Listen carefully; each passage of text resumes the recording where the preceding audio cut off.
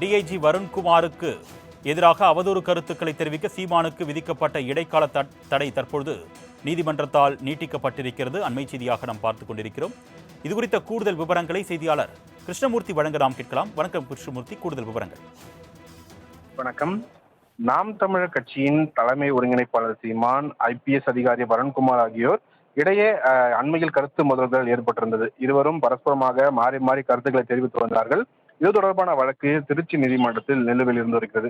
இந்த நிலையில் தனக்கு எதிராக பொதுவெளியில் சீமான் ஆதாரம் இல்லாமல் அவதூறு கருத்துக்களை தெரிவிப்பதால் தனது நற்பெயருக்கு களங்கம் ஏற்பட்டுள்ளதால் எதிர்காலத்தில் தனக்கு எதிரான அவதூறான ஆதாரமில்லாத சில கருத்துக்களை தெரிவிக்க சீமானுக்கு தடை விதிக்க வேண்டும் என்று ஐபிஎஸ் அதிகாரி வருண்குமார் சென்னை உயர்நீதிமன்றத்தில் வழக்கு தாக்கல் செய்திருந்தார். மேலும் அந்த மனுவில் 2,10,00,000 ரூபாய் மான நஷ்டீடு வழங்க வேண்டும் என்றும் கூறியிருந்தார்.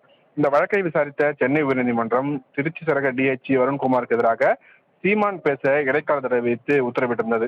இந்த நிலையில் இந்த வழக்கு இன்று மீண்டும் நீதிபதி தனபால் முன்பாக விசாரணைக்கு வந்த போது சீமான் தரப்பில் ஆஜரான வழக்கறிஞர் யாரும் வராத காரணத்தினால் இந்த மனு தாக்கல் செய்யப்படாததால் இந்த வழக்கை அடுத்த மாதம் 15ஆம் தேதிக்கு நீதிபதி ஒத்திவைத்திருக்கிறார். அதுவரை சீமானுக்கு எதிரான இந்த தடை உத்தரவும் நீடிப்பதாக நீதிபதி தனபால் உத்தரவிட்டிருக்கிறார். அருணேஷ், கூடுதல் விவரங்களுக்கு நன்றி கிருஷ்ணமூர்த்தி.